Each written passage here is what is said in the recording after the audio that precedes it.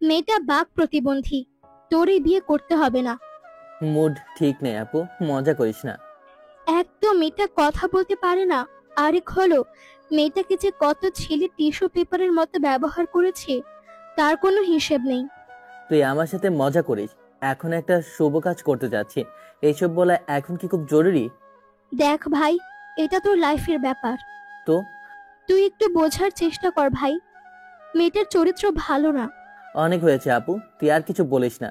এখন কি মজা করার সময় বল? এত সুন্দর মেয়ে হয়তো আমি আমার জীবনেও পাবো না।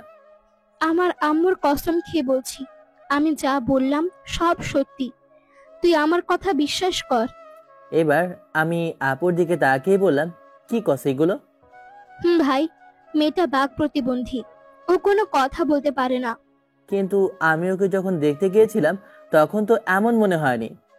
তুই মেয়েটার সাথে কি আলাদা করে কোনো কথা বলেছিস? না।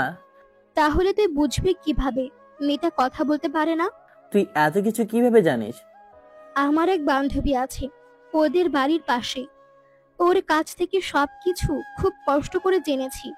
আমার মুখে এবার একটা ভয়ের ছাপ এসে গেল। এত সুন্দর একটা মেয়ে নাকি কথা বলতেই পারে না। আমি আজকে আবার ওকে বিয়ে করতে যাচ্ছি। টেনশনে আমার কপাল থেকে ছোট ছোট ঘামের ফোঁটা পড়ছে। আপু আমার মাথায় হাত দিয়ে বলল, ভাই, তুই আমাকে বিশ্বাস কর, তোর সাথে খারাপ কিছু হয়ে যাক এটা তো আমি হতে দিতে পারি না। দেখ, মেয়েটা কথা বলতে পারে না, এটা হয়তো কোনো মতে মেনে নেওয়া যায়, কিন্তু ও যে কোনো ছেলের সাথে বিছানা শেয়ার করে নাই, এটা কিভাবে বলতে পারবি তুই বল?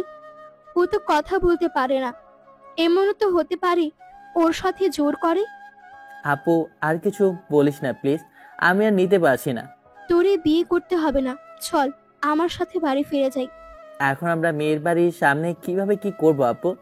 তুই হয়তো এখন বেকার, কিন্তু তুই চেষ্টা করলে হয়তো বেসরকারি কোনো চাকরি তো নিতে পারবি, তখন হয়তো ভালো একটা বিয়ে করতে পারবি।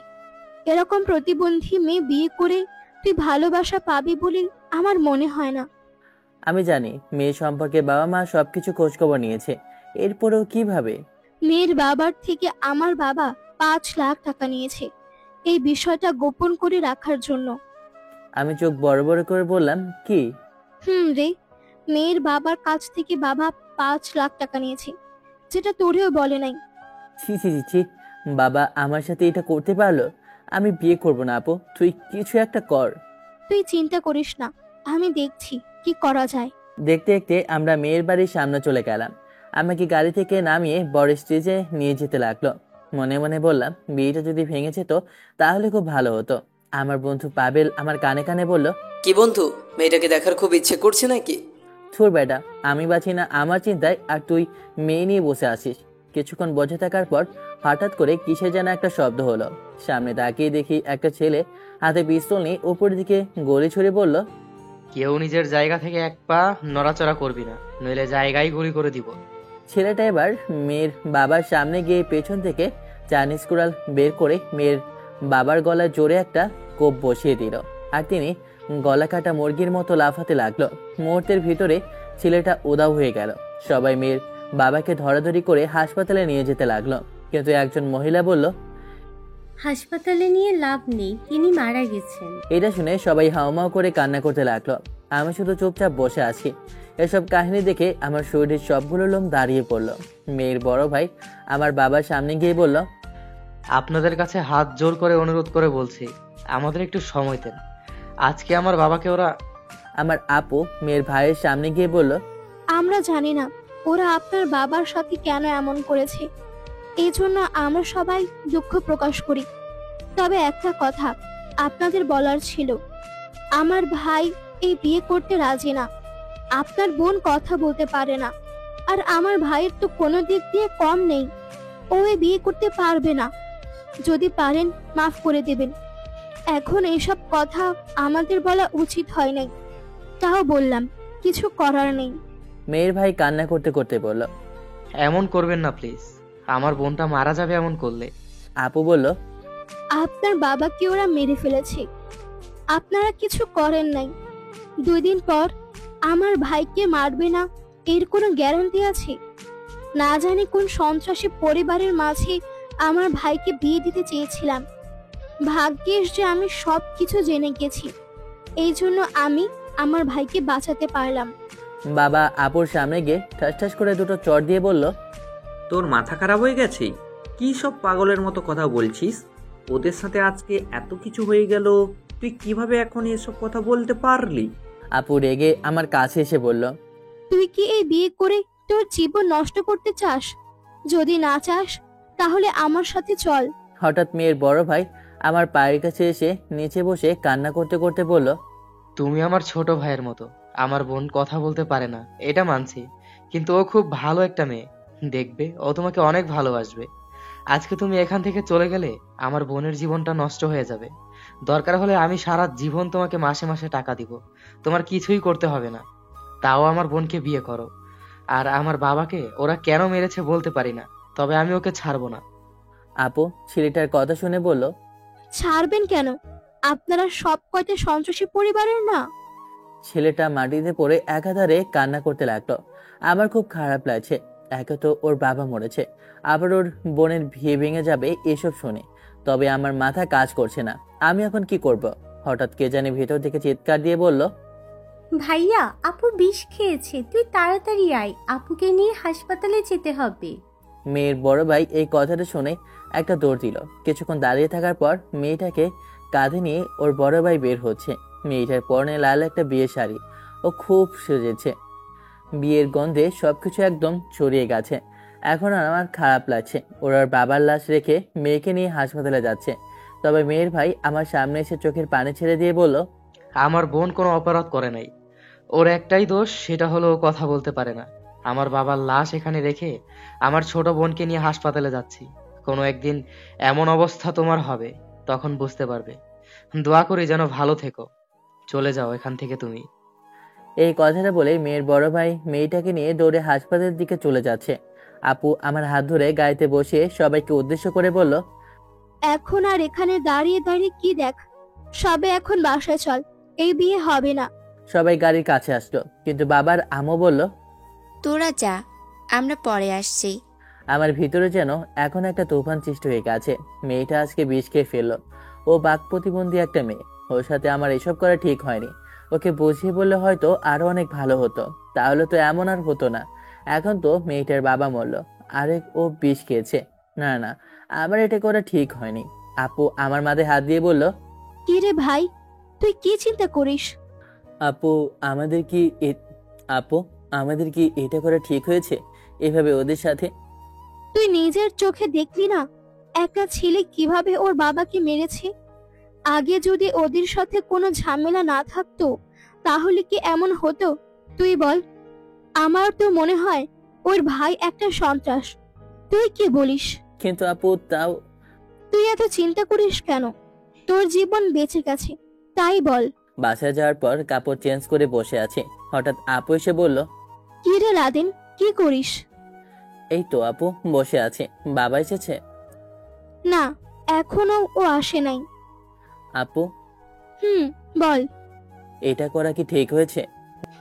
ধুর, এসব চিন্তা মাথা থেকে ঝেড়ে ফেলে দে। যা, পাবেল আসছে, মাস্তি করে আয়। ভালো লাগছে না আপু।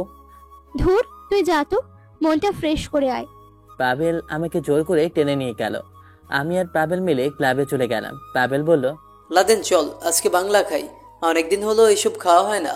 না রে, আজকে আমার এসব খাওয়া যাবে না, পরে মাথা আউট হয়ে যাবে।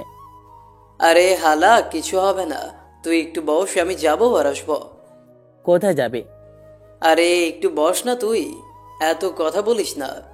পাবেল আমাকে বসিয়ে রেখে চলে গেল। কিছুক্ষণ পর ও হাতে 3টা বোতল আর 2টা মেয়ে নিয়ে আসলো। আমার পাশে বসেই পাবেল বলল, আজকে পুরো মাস্তে হবে, তুই কি বলিস? আমি পাবেলের হাত থেকে একটা বোতল নিয়ে বললাম, আজকে আমার মুড ঠিক নাই, তুই এক কাজ কর, রুমে চলে যা, আমি এখানেই বসে আছি। কিসের রুম বেডা, ধুর। এই বলে পাবেল ওর কাজে লেগে গেল। আমি চুপচাপ বসে বসে শুধু দেখছি। তবে একটা বিষয় আমার মাথায় বারবার ঘোরাঘুরি করছে। আমার জন্য একটা পরিবার ধ্বংস হয়ে গেল। সবকিছু শেষ করে বাসার দিকে রওনা দিলাম। তবে আজকে বাংলা একটু বেশি খেয়ে ফেলেছি, মনে হচ্ছে যেন মাথা ভারী হয়ে যাচ্ছে ধীরে ধীরে। বাসার সামনে গিয়ে কলিং বেল দিতেই আপু এসে দরজা খুলে দিল। আপু আমাকে দেখে বুঝে গেল যে আমার অবস্থা সিরিয়াস। আমি সোফায় বসার পর আপু বলল, দাঁড়া, তোর জন্য আমি আচার নিয়ে আসছি। এসব লাগবে না, এমনি আমি ঠিক হয়ে যাব। বাবা এসেছে? না, এখনো ফিরে নাই। কি রে লাদেন, তোর কি অবস্থা? উপরে মুখ তুলে তাকিয়ে দেখি আমার মামাতো বোন মীরা কথাটা বলেছে। আমি মীরার কথা শুনে বললাম, এই তো ভালো। তোর? মীরা আমার পাশে বসে আমার একটা হাত ধরে বলল, আমাকে বিয়ে করবি লাদেন? এই তুই পাগল হয়ে গেছিস? তোর স্বামী থাকার পরও কেন এই কথা বললি? মাথা কি তোর গেছে নাকি? আমি তোরে ছোট থেকেই পছন্দ করি, জানিস তো তুই। বাবা মা আমাকে এক প্রকার জোর করেই বিয়ে দিয়েছে। শুনলাম তুই নাকি বিয়ের আসর থেকে ফিরে আসলি। বাদ দে ওসব, বোবা মেয়েকে তোর বিয়ে করতে হবে না, আমাকে বিয়ে কর। দরকার হলে আমি ওকে তালাক দিয়ে দিব। তুই আমার সামনে থেকে যা বলছি, আমার মাথা খারাপ করাবি না। এমনি আমি আমার চিন্তায় পাচ্ছি না, তোর আবার উল্টাপাল্টা কথা। আমি কি দেখতে শুনতে কম সুন্দর নাকি? তোর সুন্দর দিয়ে আমি কি আলু ভর্তা করব? বড় কথা হলো তুই আমার মামাতো বোন, আর তোর এখন স্বামী আছে। তুই তোর স্বামীর কাছে গিয়ে এইসব কথা বল যা। আপু আমার সামনে আমের ভর্তা রেখে বলল, কি রে লাদেন, মীরা কি বলি? ওর মাথাটা গেছে।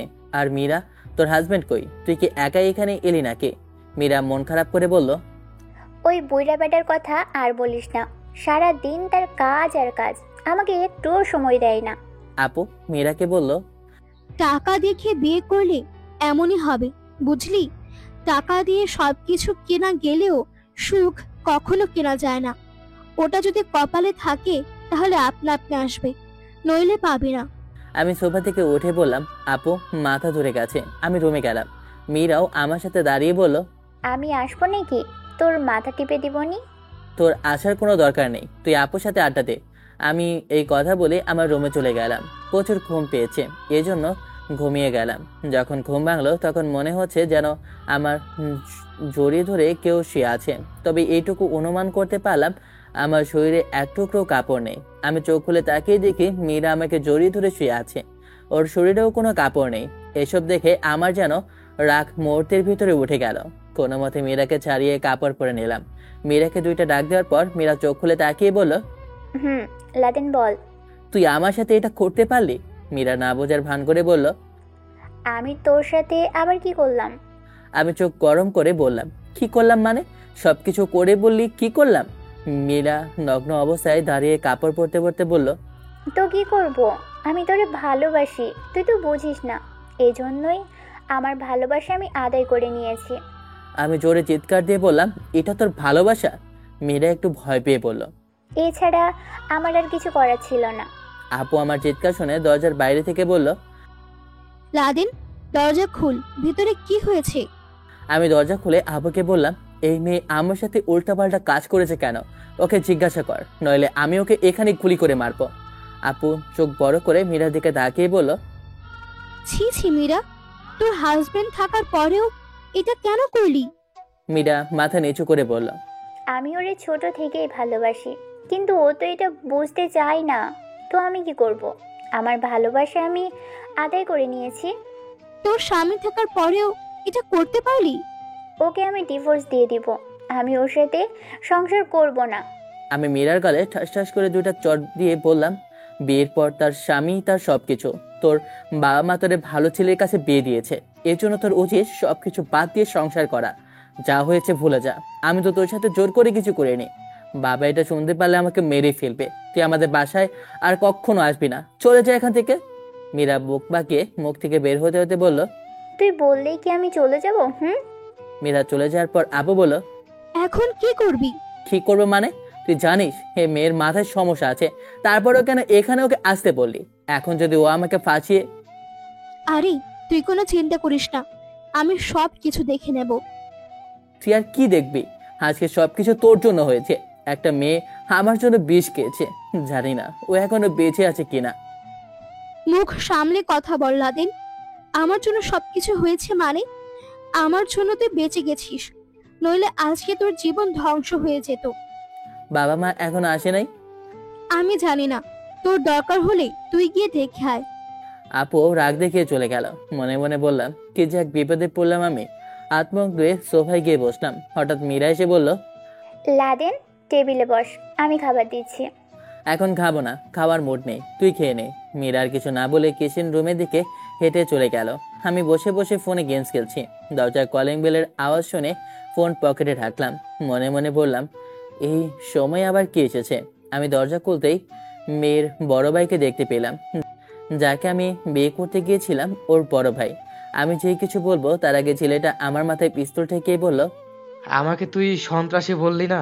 ঠিক আছে, আমি আমার বোনের জন্য সন্ত্রাসী হয়েই গেলাম। আমার সাথে এখন চল তুই, নইলে তোরে এখানেই গুলি করে মারবো। এর ভিতরে আপু এসে আমাকে দেখে জোরে চিৎকার দিয়ে বলল, লাদেন, দেখ, আমি বলেছিলাম না এরা সব কয়টা সন্ত্রাসী। এখন প্রমাণ পেরি তো। দাঁড়া, আমি পুলিশকে কল দিচ্ছি। ছেলেটা জোরে চিৎকার দিয়ে বলল, পুলিশকে যদি কল করিস না, তোর ভাইয়ের লাশ পাবি।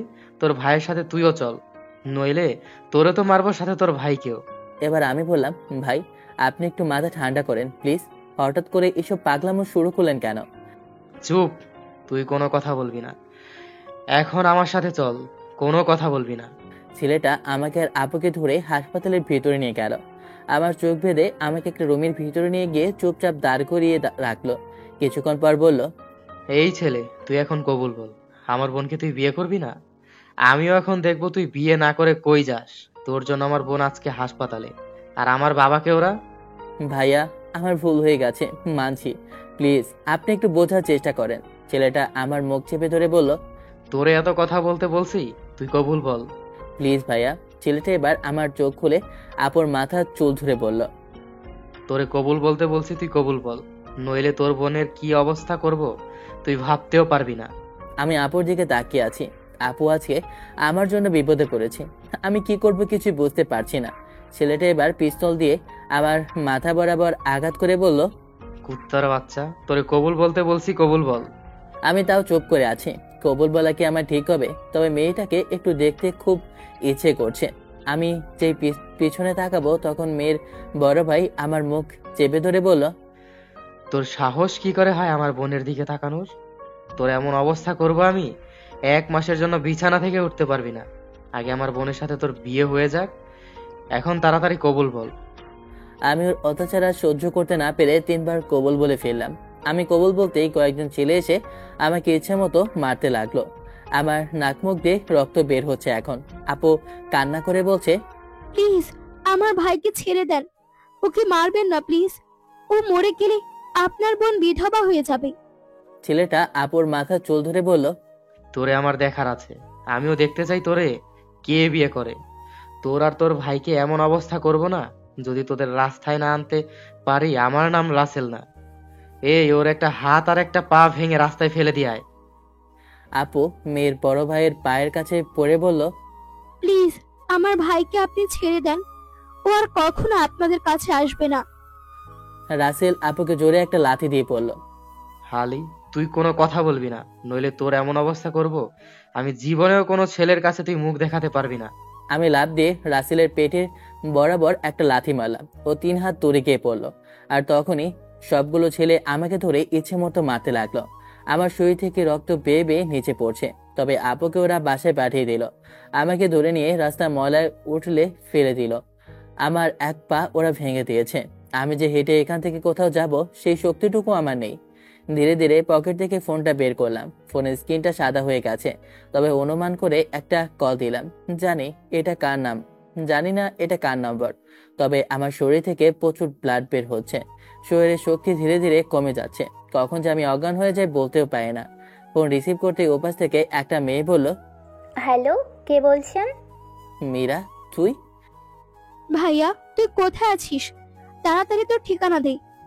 মীরা, ওরা আমাকে মেরে প্লাস এখানে ফেলে গেছে। ভাইয়া তুই একটু চোখ খুলে রাখ, আমরা আসছি। হাত থেকে আমার ফোনটা পড়ে গেল। আমি আর আমার হাত পা নাড়াতে পারছি না। শরীরের শক্তি ধীরে ধীরে কমে যাচ্ছে। হঠাৎ একটা গাড়ি এসে রাস্তার পাশে দাঁড়ালো। গাড়ি থেকে আপু আর মীরা মিলে আমাকে খুঁজছে, কিন্তু পাচ্ছে না। আমি আস্তে করে একটা ডাক দিলাম, আপু। আপু আমার দিকে তাকিয়ে দৌড়ে আমার কাছে এসে আমাকে বলল, তোর কিছু হবে না, আমি এখনই তোরে হাসপাতালে নিয়ে যাচ্ছি, তুই চোখ খুলে রাখ। হাসপাতালে যাওয়ার দরকার নেই আপু, আমাকে বাসায় নিয়ে চল। আমার খুব খারাপ লাগছে। আপু আর মীরা মিলে আমাকে বাসায় নিয়ে গেল। আমি আর চোখ খুলে রাখতে পারছি না, আমার চোখ আপনা আপনি বন্ধ হয়ে গেল। যখন আমার জ্ঞান ফিরল তখন সামনে তাকিয়ে দেখি বাবা দাঁড়িয়ে আছে আর আমার পাশে আপু বসে আছে। আমার জ্ঞান ফিরতে দেখে আপু বলল, এখন কেমন লাগছে তোর? মোটামুটি এখন একটু ভালো আপু। আম্মু আমার পাশে বসে বাবাকে উদ্দেশ্য করে বলল, তুমি কাদের সাথে বেশি ভালোবাসা দেখাও? ভেবেছিলাম আমার ছেলের জন্য হয়তো ওদের বিয়েটা ভেঙে গেছে, কিন্তু ওরা আজকে আমার ছেলেকেই মারলো। বাবা রেগে বলল, ওরা যা করেছে ভালোই করেছে, তোমার ছেলে এসব কাজ করে কেন? আপু বাবাকে বলল, আজকে সব কিছুর জন্য আপনি দায়ী। আপনি যদি এসব কথা লুকিয়ে না রেখে আমাদের বলতেন তাহলে আজকে আর এসব হতো না। আমাদের কি টাকা পয়সা কম আছে? আপনার কেন ওদের কাছ থেকে টাকা আনতে হয়? আর মেয়েটা যে বাক প্রতিবন্ধী, এটা আমাদের আগে বলেন নাই কেন? বাবা আপুর গালে ঠাস করে একটা চড় দিয়ে পড়ল। তুই আমার থেকে বেশি বুঝিস? তোরে কে বললো আমি ওদের কাছ থেকে টাকা নিয়েছি? আর মেয়েটা প্রতিবন্ধী, তোরে কে বললো?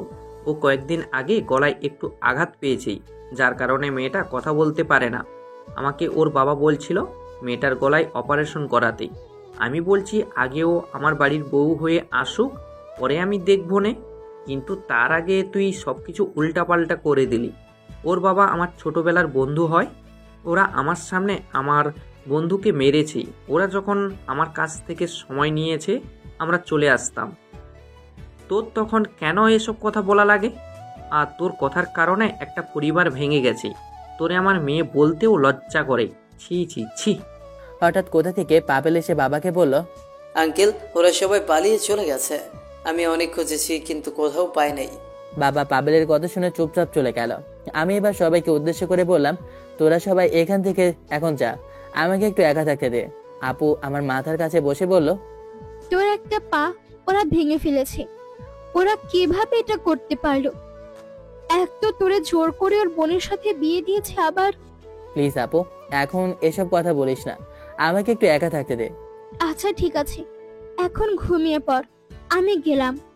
মীরা আমার দিকে তাকিয়ে বলল, না আমাকে কি এখন যেতে হবে নাকি? না, আমাকে জড়িয়ে ধরো। তোমাকে যেতে হবে কেন? তুমি তো আমার বিয়ে করাবো। মীরা হাসি দিয়ে বলল, তুই যদি বলিস তাহলে আমি তোরে এখনই বিয়ে করতে রাজি আছি। যাবি এখান থেকে নাকি তোর মাথায় আঘাত করতে হবে? মীরা আমার কথা শুনে মুখ বাঁকিয়ে চলে গেল। আমি এবার পাবেলকে বললাম, এখানে বস। পাবেল আমার পাশে বসে বলল, সরি বন্ধু, আমি থাকলে তোরে হয়তো এইভাবে মারতে পারতো না।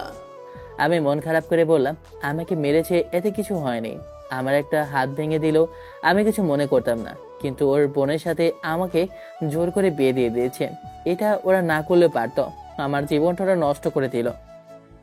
আমি ওদের অনেক জায়গায় খুঁজেছি কিন্তু কোথাও পাই নাই। সবাই বললো ওরা নাকি কোথাও চলে গেছে। আর তুই কি মেয়েটার মুখ দেখেছিস? মেয়েটা আবার কে? আরে আমি তোর বউয়ের কথা বলছি। এটাকে বিয়ে বলে? এটা একটা অ্যাক্সিডেন্ট, কিভাবে যে কি হলো এটা আমি বলতে পারি না। সে যাই হোক, বিয়ে তো হয়েছে।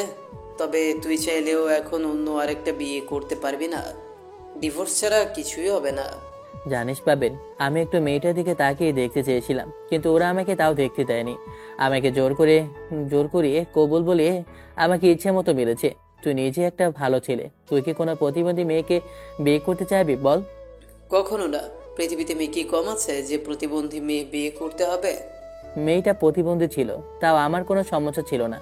বিয়ে যেহেতু করেছি, বউটা তো আমার, খারাপ হলেও আমার বউ, ওকে আমার কাছে রেখে যেত। সবকিছু নিয়ে পালিয়েছে যেহেতু আমার বউকে আমার কাছে দিয়ে যেত, পরে আমি ওকে ডিভোর্স দিই, আর যাই করি আমারটা আমি দেখতাম। বাদ দে এসব চিন্তা করে এখন মন খারাপ করিস না। কি থেকে কি হয়ে গেল এটাই ভাবতেই পারি নাই। তোর পায়ের অবস্থা এখন কেমন? আপু বলল, ভেঙে গিয়েছে নাকি, এখন আমি আর হাঁটতে পারবো না। কি অবস্থা মিস্টার লাদেন সাহেব, এখন কেমন লাগছে আপনার? আমি সামনে তাকিয়ে দেখি একটা মেয়ে ডাক্তারের পোশাকে ভিতরে এসে এই কথাটা বলল। তবে মেয়েটা এতটাই সুন্দর যে যেটা বলার বাইরে। আমি যেন ওকে দেখে এক প্রকার ক্রাশ খেয়ে গেছি মনে হচ্ছে। মেয়েটা মুখে কোনো মেকআপ দেয়নি, মনে হচ্ছে ওর মুখ থেকে ছোট ছোট ঘামের ফোঁটা পড়ছে। আমার কেমন যেন একটা আকর্ষণ লেগে গেছে মেয়েটার ওপর। তবে আমি মুচকি হাসি দিয়ে বললাম, ভালো লাগলেও ভালো পড়তে পারে না, আমার একটা পা ভেঙে গেছে। চিন্তা করবেন না, বেশি দিন লাগবে না সুস্থ হতে। আপনার পাটা হালকা এক জায়গায় সমস্যা হয়েছে, তাড়াতাড়ি ভালো হয়ে যাবে আশা করি। আপনাকে তো চিনলাম না আমি, তবে আপনি যে ডাক্তার এটা বলতে পারি, কারণ আপনার শরীরে ডাক্তারের পোশাক আছে। মেয়েটা হাসি দিয়ে বলল, ডাক্তারের পোশাক থাকলেই একজন কি ডাক্তার হয়ে গেল? এমনও তো হতে পারে সে একজন নার্স। আপনি বললেও আমি বিশ্বাস করব না। এত সুন্দর একটা মেয়ে, সে আর যাই হোক নার্স হতে পারে না। মেয়েটা আমার কথা শুনে বলল, আপনি তো খুব কথা বলতে পারেন। আমি আপনাদের হাসপাতালে আজকে নতুন জয়েন করেছি, আপনাকে দেখার দায়িত্ব আমার। এটা আমার প্রাইভেট একটা কাজও বলতে পারেন। অবসর সময়ে আপনার কাছে আসতে হয়, বাকি সময় ডিউটিতে। সে যাই হোক ম্যাডাম, এত কিছু জেনে আমার কি লাভ আছে? আপনার নামটা কি? মেয়েটা আমার শরীর চেক করতে করতে বলল। আমি নিজের মাথার চুল ধরে পড়লাম, এই কমলা সুন্দরী হবে? মেয়েটা আমার কথা শুনে হাসতে হাসতে বলল, কমলা সুন্দরী? এটা আবার নাম হলো নাকি? আপনি বলে দেন তাহলে। মিস পুরী আমার নাম। নামের সাথে আপনার চেহারারও মিল আছে। আপনি দেখতে পরীর মতোই সুন্দরী। সত্যি সত্যি আপনি পরীর মতো সুন্দরী। পরী মেয়েটা আমার দিকে তাকিয়ে বলল, আপনি রোগী বলে বেঁচে গেছেন, নইলে আমার সাথে কেউ এভাবে কথা বলতে পারে না। অল্পতেই আমার অনেক রাগ হয়। আপনার মন শরীর সব কিছু ভালো রাখার দায়িত্ব যে আমার উপর পড়েছে, এজন্য কিছু বলছি না। আমি এবার মুচকে এসে বললাম, তাহলে তো আরো বেশি সুযোগ নিতে হবে। মায়ের খেতে চান নাকি? আপনি আমাকে মারতে পারবেন বুঝি? এমনি আমি অসুস্থ। হয়েছে, আপনার আর কথা বলতে হবে না। এখন আপনার শরীর কি ভালো লাগছে? কেমন ফিল করছেন? শরীর হালকা ঠিক আছে, তবে মনটা জানে কেমন কেমন করছে। মেয়েটা আর এই বিষয়ে কথা না বলে বলল, আপনার আপু হয়তো আপনার জন্য হুইল চেয়ার আনতে গেছে, তবে আজকের দিনটা গেলে আস্তে করে একা একা হাঁটতে চেষ্টা করবেন, পারবেন আপনি। আপনি যদি আমার সামনে থাকেন তাহলে পারবো। মেয়েটা আমার কথা শুনে একটু রাগ দেখিয়ে বলল, এখানে আপনাকে দেখার জন্য আমাকে আলাদা করে টাকা দেওয়া হয়, এই জন্য অন্যদিকে ফোকাস না দিয়ে নিজের শরীরের যত্ন নেবেন। আর এই ছেলেকে আপনার বন্ধু নাকি? আমি পাবেলের দিকে তাকিয়ে বললাম, হঠাৎ আপু এসে বলল, আমার ভাই তাড়াতাড়ি সুস্থ হবে তো? পরী মেয়েটা আপুর দিকে তাকিয়ে পড়ল। আমি যতটা পারি চেষ্টা করব, বাকিটা আপনাদের ওপর। আর ওনার বউ কোথায়? ওনার বউ থাকলে ওনাকে বেশি করে সেবা করতে পারতো, তাহলে আরও তাড়াতাড়ি সুস্থ হতো। আমার বউয়ের কথা শুনে আপু আমার দিকে তাকিয়ে আছে। আমি কি বলি এটা হয়তো আপু দেখতে চেয়েছে। আপু যেই কিছু বলবে তার আগে আমি বলে দিলাম, আরে ম্যাডাম, আমার আবার বউ কোথা থেকে আসবে? আমার মতো পিছে একটা ছেলের কি বউ থাকতে পারে বলেন? আপু আর পাবেল আমার কথা শুনে আমার দিকে বড় বড় চোখ করে তাকিয়ে আছে। পরী মেয়েটা আমার দিকে তাকিয়ে বলল, আপনার এখন একটা বউ থাকা দরকার ছিল, তাহলে হয়তো তাড়াতাড়ি সুস্থ হতে পারতেন। আমি মেয়েটার দিকে তাকিয়ে বললাম, বিয়ে তো করতে চাই, কিন্তু পরিবারের কেউ এই কথা শুনতে চায় না। তবে এইবার আপনার মতো কোনো সুন্দরী মেয়ে পেলেই বিয়ে করে নেব, আর অপেক্ষা করব না। মেয়েটা একটা ইঞ্জেকশন হাতে নিয়ে বলল, তাই নাকি? আমি মোটেও এতটা সুন্দর না। কে বলেছে আপনি সুন্দর না? পরী ইঞ্জেকশন হাতে নিয়ে আমার কাছে এসে পড়ল। এখন আপনি বলবেন আমি সুন্দর না, এটা দিলেই আপনি মনে মনে আমাকে বকা দিবেন। আমি মায়াবী চোখের পরীর দিকে তাকিয়ে বললাম, এটা না দিলে কি হয় না? খুব ভয় করে আমার। দেখেছেন, আমি বলছিলাম না এটা দিলেই আপনি আমাকে মনে মনে বকা দেবেন? তাহলে আমি সুন্দরী হলাম কোথা থেকে? আমি একটু দূরে সরে গিয়ে বললাম, আমি এইসব ইঞ্জেকশন দেব না। এমনিতে আমি সুই ভয় পাই, মরে গেলে মরে যাব, তাও এটা নেব না। পরী আপুকে ইশারা করতেই আপু আর পাবেল মিলে আমাকে 2 হাত ধরলো। আমি আপুকে বললাম, বোন তুই তোর ভাইয়ের সাথে এটা করতে পারবি? এমন করিস না। আপু আমাকে ধমক দিয়ে বলল, চুপ থাক তো, এত কথা বলিস না। এই আপনি ইনজেকশন দেন, ও কিছু করবে না। আমি একটু জোরেই বললাম, ইস নারী জাতি কত বেইমান রে। শেষে আমার আপু আমার সাথে বেইমানি করলো। আপু একটু রাগ দেখিয়ে বলল, তোর মাথাটা আজকে ফাটাবো। সারাদিন টিকটক দেখি উল্টা পাল্টা ডায়লগ দিস না। পরী ইঞ্জেকশন দিয়ে বলল, আমি রাতে একবার আসবো না, আপনি হুইল চেয়ারে আনছেন? আপু বলল, অর্ডার দেয়া হয়েছে, কিছুক্ষণের ভেতরে হয়তো চলে আসবে। এখনো শুয়ে থাক, আমি রাতে এসে দেখবো না। যদি ওয়াশরুমে যাই আপনি একটু সাহায্য করবেন। আমি পরীর দিকে তাকিয়ে বললাম, আপনার যাওয়া লাগে কেন? আমাদের বাসায় থেকে যান। পরি আমার দিকে তাকিয়ে বলল, ভালো একটা কথা মনে করছো তুমি। আমি তো এখানে নতুন এসেছি, তোমাদের চেনা জানা কোনো রুম খালি পাওয়া যাবে? আমি কিছু বলার আগে আপু বলে দিল, আমাদের বাসার পাশে ওখানে একটা রুম খালি আছে, আমি কথা বলে দেখবো না। মেয়েটা আচ্ছা বলে বলল। ঠিক আছে, আমি গেলাম, ওর দিকে একটু নজর রাখবেন। আরে পরি ম্যাডাম, একটু দাঁড়ান না। পরি আমার দিকে ফিরে বলল। বলেন। আমি দাঁত কেলিয়ে বললাম, এই সময়ে যে আমার একটা বউ দরকার, ওদের বলেন না আমাকে একটা বউ এনে দিতে। আপনি নিজেই তো হাঁটতে পারেন না, আবার আপনার বউ লাগবে? আগে সুস্থ তো হন নাকি? পরি দেখতে দেখতে উদাও হয়ে গেল। আপু আমার পাশে বসে বলল, কি ব্যাপার লাদেন, তুই এই মেয়ের সাথে এভাবে কথা বললি কেন? ও তোরে চিকিৎসা করতে এখানে আসছে, আর তুই বললি তোর বউ নাই। কিছু তো বুঝলাম না। আমি আপুর দিকে তাকিয়ে বললাম, আপু আমার কার সাথে বিয়ে হয়েছে তুই কিছু জানিস? এমনকি মেয়েকে তুই নিজ চোখে দেখেছিস? না। আমি আমার বউকে দেখতে পাইনি, আবার ওরা নাকি পালিয়ে কোথাও চলে গেল। ও ফিরে আসি কি না সেটাই তো জানি না। এই মেয়েকে আমার পছন্দ হয়েছে, যা হয়েছে পরে সবকিছু দেখা যাবে, এখন বর্তমান নিয়ে চিন্তা করি। আপু আমার গালে একটা থাপ্পড় দিয়ে বলল, তোর সবকিছু আমি সহ্য করছি, তোরে আমি কিছুই বলি নাই দেখে তুই মাথায় উঠে নাচবি? এটা তো হতে পারে না। তোর এখন বিয়ে করা বউ আছে, আর কারোর দিকে নজর দেওয়ার দরকার নেই। আমার বিয়ে করা বউ আছে না? তুই তো আমাকে বিয়ের আসর থেকে নিয়ে আসলি, আর আজকে ওরা আমাকে জোর করে সবকিছু করেছে। আমার মনে হয় এই মেয়ে আমার লাইফে আর আসবে না, এজন্য আমার রাস্তা আমাকেই দেখতে হবে। চেহারা সুন্দর হলেই প্রেম করা লাগবে এমন কোনো কথা না। আগে তুই যা ইচ্ছা তাই করে বেড়াতি, কিন্তু এখন যদি হঠাৎ করে ও ফিরে আসে তাহলে তুই কি করবি? আমি ওকে ডিভোর্স দেব। আপু আমাকে ধমক দিয়ে বলল, মাথা খারাপ হয়ে গেছে তোর? আমাদের পরিবারের এমন কোনো রেকর্ড নেই যে বিয়ে করে বউকে ডিভোর্স দেয়া। হয়তো ভুল আমার হয়েছে, তুই আর ভুল করিস না। কয়েকদিন একটু অপেক্ষা করে দেখ কি হয়। আপু তুই এখন এখান থেকে যা, আমার ভালো লাগে না। ভালো কথা বলছি তো, এই জন্য ভালো লাগবে না। আপু আর কিছু না বলে চলে গেল। আমি শুয়ে আছি আর চিন্তা করছি এখন আমার কি করা উচিত। পাবেল বলল, লাদেন, তাহলে কি আমি চলে যাব? সিগারেট আনলি কি? এখন তুই সিগারেট খেলে তোর বোন আমার 12টা বাজিয়ে দিবে।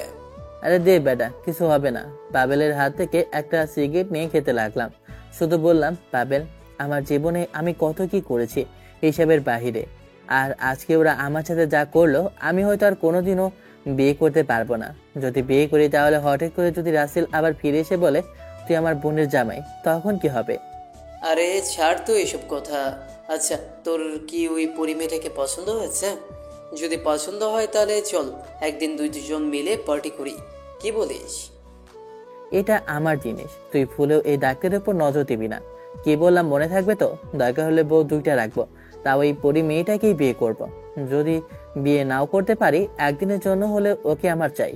হঠাৎ করে তোর কি হয়েছে বল? এই মেয়ের ভেতরে তুই কি যে দেখলি এটাই বুঝলাম না।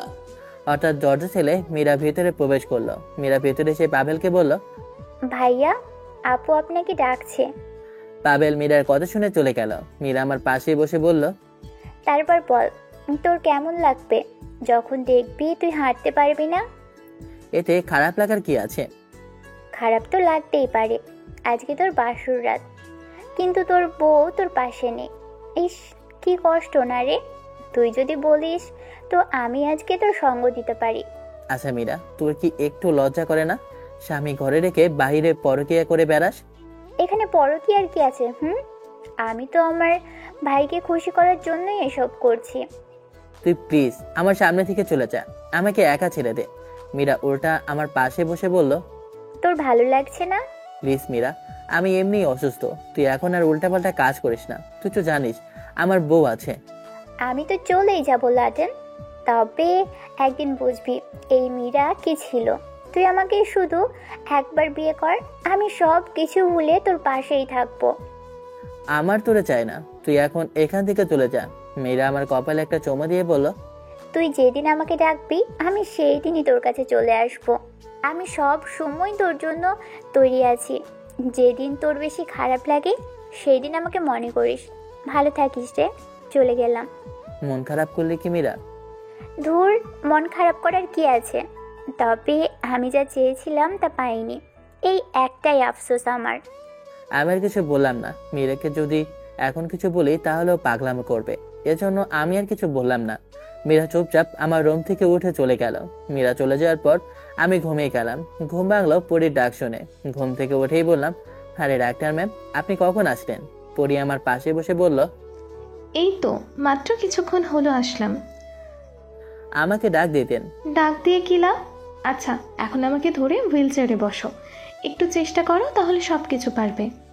আপু আমার পাশে দাঁড়িয়ে আছে। আমি আপুকে ইশারা করে বললাম, সাবধান, তুই আমাকে ধরবি না। আপু বুঝে গেছে আমি কি করতে চাইছি, এজন্য আপু চুপচাপ দাঁড়িয়ে আছে। আমি পরীকে হাত ধরার নামে ওকে জড়িয়ে ধরে হুইল চেয়ারে বসলাম। পরীকে জড়িয়ে ধরার মাঝে যে একটু অনুভূতি পেয়েছি বলার বাইরে। আমি হুইল চেয়ারে বসার পর পরী বলল, তো এখন আপনার কেমন লাগছে? আমি হাসি দিয়ে বললাম, আমি যা কিছু পেয়েছি যদি অসুস্থ না হতাম তাহলে এটাও পেতাম না। আপনি যে কি বলেন, মাথা খারাপের মতো, এটাই বুঝি না।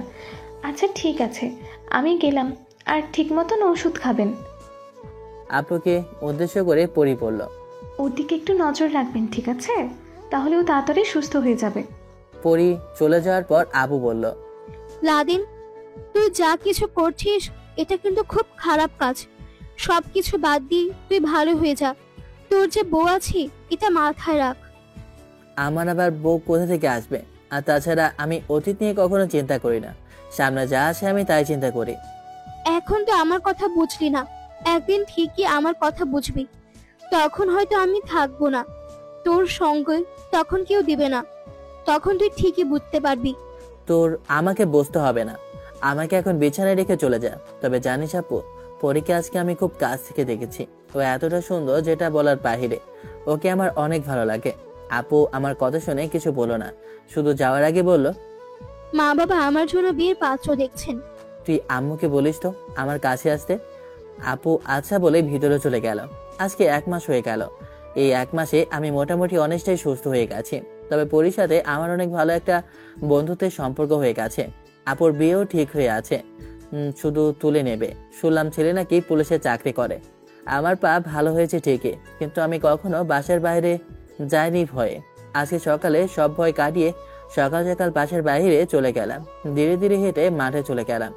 আমার মতো অনেকেই এখানে এসেছে হাঁটার জন্য। আমি ধীরে ধীরে এক পাশ থেকে অন্য পাশে হাঁটতে লাগলাম। হঠাৎ দেখি পরী দৌড়াতে দৌড়াতে আমার দিকে আসে। ওর শরীরে ছোট একটা টি শার্ট, তবে ওর একটা বিষয় আমার খারাপ লাগছে, ওর শরীরে কোনো ওড়না নেই। পরী আমার সামনে এসে বলল, আরে লাদেন সাহেব যে, আজকে দেখে আপনি হাঁটতে বের হয়েছেন, তাহলে আমার রোগী এখন সম্পূর্ণ সুস্থ, দেখে খুব ভালো লাগলো। পরীর সাথে আমার ভালো একটা বন্ধুত্বের সম্পর্ক হলেও পরী আমাকে কখনোই তুই বা তুমি বলে ডাকেনি, সবসময় শুধু আপনি বলে ডাকে। আমি পরীর দিকে তাকিয়ে বললাম, আপনাকে আজকে এতটা সুন্দর লাগছে যেটা বলার বাইরে। কখনো যে আপনাকে এই অবস্থায় দেখবো ভাবতেও পারিনি। মায়ের খাবেন আপনি, নজর ঠিক করেন। ধুর, আপনি যে কি বলেন। আমি বলছি সকাল সকাল বিনা মেকআপে আপনাকে দেখে খুব ভালো লাগলো। আমি কখনো মুখে মেকআপ ব্যবহার করি না। কেন, আমি কি মেকআপ ছাড়া সুন্দর নয়? কে বলেছে আপনি সুন্দর নয়? আমার কাছে তো আপনি বিশ্ব সুন্দরী। পরী মুচকি হাসি দিয়ে বলল, তাই নাকি? তবে আপনাকে অনেক অনেক ধন্যবাদ। আপনার কারণে আজকে আমি একদম সম্পূর্ণ সুস্থ। আমি তো চেষ্টা করেছি, তাছাড়া আপনাকে আমি টাকার বিনিময়ে চিকিৎসা করেছি। টাকা দিয়ে কি সবকিছু হয় বলেন? তা অবশ্য ঠিক বললেন। চলেন সামনে যাই। চলো। ম্যাডাম, আপনাকে কিছু কথা বলার ছিল। ঘাসের উপর বসি, চলেন। আরে না, সকালে একটু হাঁটতে বের হয়েছি, তাছাড়া ম্যাডাম বলার দরকার নেই। আরে চলেন না, একটু বসি প্লিজ।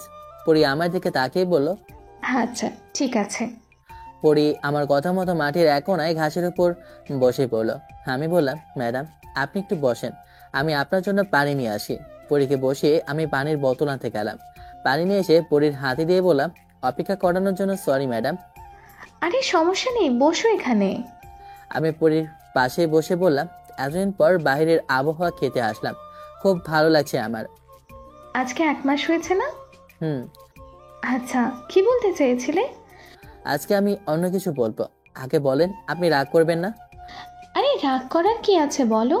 আচ্ছা বলো কি বলবে। আমি সবসময় সহজ করে কথা বলতে পছন্দ করি ম্যাডাম। পরে বলো। আপনার বয়ফ্রেন্ড আছে ম্যাডাম? আমার বয়ফ্রেন্ড আছে নাকি নাই সেটা শুনে তোমার কি লাভ? লাভ আছে দেখেই তো বলছি। প্লিজ ম্যাডাম বলেন না। তোমাকে বলছি না ম্যাডাম বলবা না? তাহলে কি বলবো? আপনার নাম ধরে তো আর ডাকতে পারবো না। আচ্ছা ঠিক আছে, নাম ধরে বলতে পারো, অনুমতি দিলাম। আমি হাসি দিয়ে বললাম, তুমি পড়ি। আমি জিজ্ঞেস করছি আপনার বয়ফ্রেন্ড আছে কি না। পড়ি আমার দিকে তাকিয়ে বলল, আমি খুব বিজি একটা মানুষ, কখনো এইসব নিয়ে চিন্তা ভাবনা করি নাই, তেমন কোনো সময়ও পাই না। বয়ফ্রেন্ড আসবে কোথা থেকে বলো? আমি কিছু বলতে চাই, বলবো কি এখন? শোনার জন্যই তো বসে আছি, বলো কি বলবে। এ কয়েকদিনে আপনাকে আমার এত এত ভালো লেগেছে যেটা বলার বাহিরে। মানুষকে ভালো তো লাগতেই পারে, এটা স্বাভাবিক বিষয়। আপনি আমার গার্লফ্রেন্ড হবেন? দেখেন, আমি সব কিছু সরাসরি বলতে পছন্দ করি। আপনাকে আমার ভালো লেগেছে, হালকা করে আমি আপনাকে ভালোবেসে শুরু করেছি। পরি আমার কথা শুনে কিছুক্ষণ চোখ রইল, কিছু বলছে না, শুধু মাথা নিচু করে কি যেন চিন্তা করছে। আমি আবার বললাম, আমি কি কিছু ভুল বলে ফেলেছি? দেখো লাদেন, তোমার হয়তো আমাকে ভালো লাগতেই পারে, এটা স্বাভাবিক বিষয়, কিন্তু তোমার সাথে আমার... আপনি সরকারি চাকরি করেন আর আমি বেকার, এখন তো এটাই বলবেন তোমার সাথে আমার যায় না, তাই তো? আরে না, কি যে বলো না তুমি, আমি এটা বলি নাই। আমি বলতে চেয়েছি দেখো, আমার এইসব করা একদম পছন্দ নয়, পরে শুধু ধোঁকা খেতে হয়, এই জন্য এইসব থেকে দূরে থাকি সব সময়। আপনি যদি বলেন আমি আজকে আপনাকে বিয়ে করব। কি বলবো তোমাকে, তোমার মাথা খারাপ হয়ে গেছে। দেখেন পরি, আমি কিচ্ছু জানি না, আপনাকে আমার পছন্দ হয়েছে, আমি আপনাকে চাই, বর্তমানে শুধু এটাই জানি। সামনের মাসের 1 তারিখে আমার জন্মদিন, তখন সবার সামনে আমাকে প্রপোজ করতে পারবে তো? আমি একটু খুশি হয়ে বললাম, সবার সামনে মানে? আমি তো বাংলাদেশের সকল মানুষের সামনে আপনাকে প্রপোজ করতে পারবো। দেখাই যাবে তোমার সাহস আছে কতটুকু। আমি পরির হাত ধরে বললাম, এখন তো আপনি আমার গার্লফ্রেন্ড, পরের হিসাব পরে করা হবে। তার আগে হাত ছাড়ো। আমি মন খারাপ করে হাত ছেড়ে দিয়ে বললাম, সরি ম্যাডাম। পরে দাঁড়িয়ে আমার হাত ধরে আমাকে টেনে তুলে আমার হাতের মুঠে ওর হাত ঢুকিয়ে দিয়ে বলল, এখন চলো। আমি একটা হাসি দিয়ে বললাম, আজকে আমি কত যে খুশি হয়েছি এটা বলার বাইরে। আজকে একটু সুস্থ হয়ে বাইরে বের হয়েছি, এর ভিতরে যে আজকে আরেকটা সারপ্রাইজ পেয়ে যাব ভাবতেও পারিনি। আমার কাছে মনে হয় তুমি ভালো একটা ছেলে, এই জন্য তোমাকে গ্রহণ করলাম। তবে আগে নিজেকে ভালো করে তৈরি করো, যেন সবার সামনে আমাকে প্রপোজ করতে পারো, ঠিক আছে? সেটা আপনাকে আর বলতে হবে না। ভালোবাসার মানুষকে যদি সবার সামনে প্রপোজ করতে না পারি, তাহলে আমি কিসের বীর পুরুষ বলেন? তবে আমার কেন জানি মনে হচ্ছে তুমি আমাকে ধোঁকা দিবে। থুর, আপনি যে কি বলেন, আমি আপনাকে ধোঁকা দেব? কে বলল? আমি তো বলছি চলেন, যদি আমাকে বিশ্বাস না হয় তাহলে আজকে আপনাকে আমি বিয়ে করব। পরি আমার হাত ছেড়ে বলল, এখন বাসায় যাও, অনেক বেলা হয়েছে। আপনার ফোন নম্বর তো পাওয়া হয়নি। আরে একটু ধৈর্য ধরো, এত পাগল হয়ে লাভ আছে? মন যেহেতু আজকে আদান প্রদান হয়েছে, ফোন নাম্বার আদান প্রদান হতে কত সময় লাগবে? খুব শীঘ্রই সব কিছু পেয়ে যাবে, চিন্তা করো না। পরি আর কিছু না বলে আমার দিকে তাকিয়ে একটা হাসি দিয়ে চলে গেল। মনে মনে বললাম, যাক, তাহলে পরি আমার প্রপোজে রাজি হয়ে গেছে। আমি বাসার ভিতরে যাওয়ার পর দেখি আমার বাবা সোফায় বসে কিসে জানি একটা লিস্ট তৈরি করছে। আমাকে দেখে আম্মু উঠে আমার কাছে এসে বলল, আমার বাবা দেখি এখন সম্পূর্ণ সুস্থ। জানিস, আজকে তোরে দেখে আমার অনেক ভালো লাগছে। আমি আম্মুকে জড়িয়ে ধরে বললাম, কেউ আমাকে সুস্থ দেখে খুশি হয়েছে, কেউ আবার আমাকে এভাবে দেখে অখুশি হয়েছে। আম্মু ঠিকই বুঝে গেছে আমি কি বলতে চেয়েছি। আম্মু আমাকে ছেড়ে বলল, যা বাবা, হাত মুখ ধুয়ে টেবিলে বস, আমি নাস্তা দিচ্ছি। আমি সরাসরি আপুর রুমে চলে গেলাম। তবে বাবা আমার দিকে অবাক চোখে তাকিয়ে আছে। আপুর রুমে গিয়ে দেখি ও এখনো শুয়ে শুয়ে ফোনে কথা বলছে। আমি আপুকে বললাম, এত প্রেম কিভাবে করতে পারিস তুই? 2 দিন পর তো তোর বিয়ে হয়ে যাবে, এখন কথা একটু কম বললে হয় না? আপু আমাকে দেখে ফোনটা কেটে দিয়ে বলল, কি রে রাদেন, আজকে দেখি তুই একেবারে সুস্থ, কোথা থেকে আসলি? কপাল থেকে ঘামের ফোঁটা পড়ছে। আমি আপুর পাশে বসে বললাম, মাঠে হাঁটতে গিয়েছিলাম, তবে আজকে আমি অনেক অনেক খুশি, জানিস আপু? আপু ফোনটা নিচে রেখে বলল, তা কি এমন হয়েছে যে আজকে তুই এত খুশি? সকাল সকাল বের হয়ে পরীকে রাস্তায় পেয়েছিলাম। আর তুই তো জানিস আমি কোনো সুযোগ মিস করতে চাই না, এজন্য প্রপোজ করে দিয়েছি। আর ও সহজেই রাজি হয়ে গেছে। জানিস আপু, আমার এত এত ভালো লেগেছে যেটা বলার বাহিরে। আপু আমার কথা শুনে মুখটা কালো করে দিয়ে বলল, এই কাজটা কি তুই ঠিক করলি? তুই আগে যদি তোর বউকে ডিভোর্স দিয়ে প্রেম করতি তাহলে আমি কিছুই বলতাম না, কিন্তু এখন তুই শুধু বিয়ে বিয়ে করিস কেন বলতো? তুই কার কথা বলছিস? যে মেয়ে আমাকে ফেলে চলে গেছে? তুই কি চাস আমি সারা জীবন ওই মেয়ের জন্য অপেক্ষা করে নিজের জীবন শেষ করে দিই? আমার নিজের বলতে কি কিছুই নেই বল তুই? ওর জন্য কি আমি সারা জীবন ওকে অপেক্ষা করব? আমি তোরে কিছুই বলবো না। তোর জীবন তুই নিজে জানিস তুই কিভাবে কি করবি। তবে আর যাই কিছু করিস না কেন, চিন্তা করে করবি, কারণ তুই সামনে এমন কিছু পাবি যা হয়তো তুই সহ্য করতে পারবি না। আমি সব সময় তো তোর পাশেই ছিলাম, এজন্য কেউ তোরে কিছু বলতে পারে নাই, কিন্তু তুই এটা বুঝলি না রে। তোর রাখ তো তোর কথা। পরীকে আমি বিয়ে করব এটাই ফাইনাল, আমি আর কিছু জানি না। পরি সরকারি চাকরি করে আর তুই বেকার, একটু চিন্তা করে দেখ। কি চিন্তা করব? আমার বাবার কি টাকা কম আছে যে আমি বেকার থাকবো সবসময়? আপু আমাকে আর কিছু না বলে ওয়াশরুমে উঠে চলে গেল। আমিও আমার রুমে চলে গেলাম। ফ্রেশ হয়ে টেবিলে বসে নাস্তা করছি, তখন আম্মু বলল, তো লাদেন, এখন কি করবি তুই? কেন আম্মু, আজকে মাত্র সুস্থ হয়েছি, তার আগে তুমি বলছো আমি এখন কি করব? এটা কোনো কথা বলো? আমি বলছি এভাবে বেকার আর কতদিন বসে বসে খাবি বল? এর জন্য বলছি কোনো একটা চাকরি কর। হঠাৎ দেখে ফোনটা বাজতে লাগলো। আমি বাম হাতে ফোনটা রিসিভ করে বললাম, হ্যালো, কে বলছেন? লাদেন, আমিটাকে এটা তো বলবেন। লাদেন আমি পড়ি। ও আপনি? কিন্তু আপনি আমার নাম্বার কিভাবে পেলেন? কিভাবে পেয়েছি সেটা পরে বলছি, আগে তুমি রেডি হয়ে হাসপাতালে আসো, তোমাকে দিয়ে কোনো একটা দরকার আছে। কি হয়েছে এটা তো বলবেন। তোমাকে রেডি হয়ে আসতে বলেছি আমি। আচ্ছা ঠিক আছে, আসি আমি। আমি ফোনটা কেটে নাস্তা শেষ করে রুমে চলে গেলাম। রুমে গিয়ে রেডি হয়ে বাসা থেকে বের হলাম। কি জানি পরি কি জন্য রেখেছে, আগে গিয়ে দেখি কি হয়েছে। হাসপাতালে যেতে প্রায় অনেকটা সময় লেগে গেল। একটা নার্সকে জিজ্ঞেস করতেই পরির রুমটা দেখিয়ে দিল।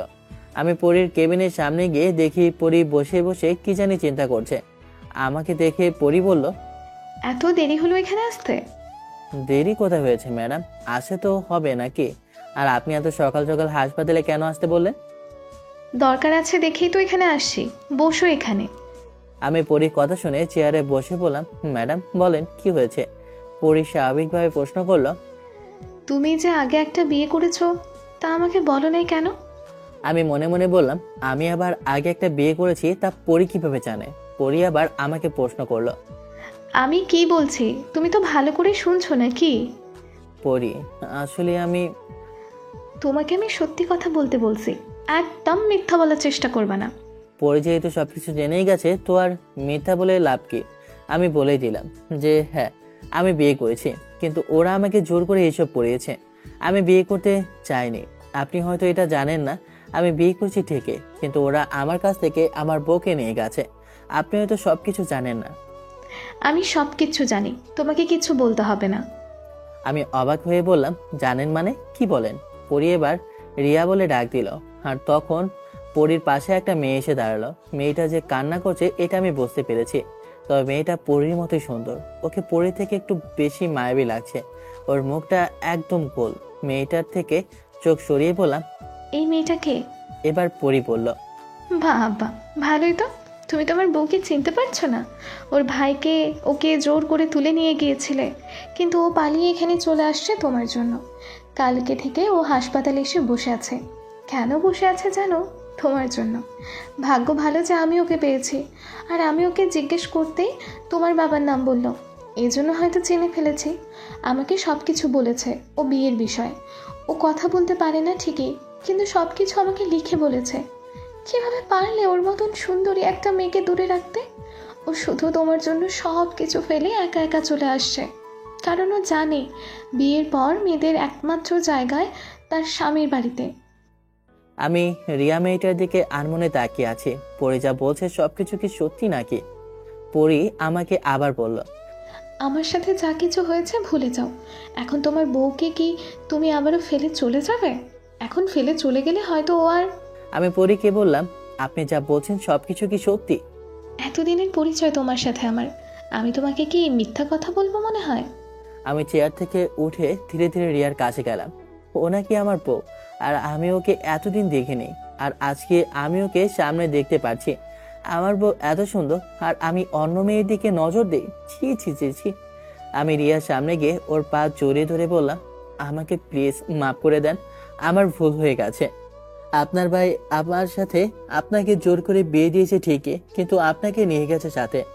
আপনি যেমন হন, কিন্তু আপনি তো আমার বউ, আপনাকে আমার কাছে দিয়ে যেত। আমি কি আপনাকে ভালোবাসতাম না? এতটাও খারাপ ছেলে আমি না। আজকে আপনি আমার জন্য সবকিছু ফেলে চলে এসেছেন, আর আমি ছি ছি ছি, খুব বাজে একটা ছেলে আমি। আমি কিনা আমার বউকে এতদিন দূরে ফেলে রেখেছি, নিজের উপর এখন নিজেরই ঘৃণা হচ্ছে। রিয়া নিচে বসে আমার কপালে ও মুখে চুমু দিয়ে আমাকে শক্ত করে জড়িয়ে ধরে শুধু কান্না করছে। কিছুক্ষণ পর আমি ওর চোখের পানি মুছে দিয়ে বললাম, আপনি আর কান্না করবেন না প্লিজ। রিয়া আমাকে হাতের ইশারা করে বলল, আপনি আমাকে ছেড়ে আর কোথাও যাবেন না তো? আমি কথা বলতে পারি না তাই বলে কি আমাকে ফেলে চলে যাবেন?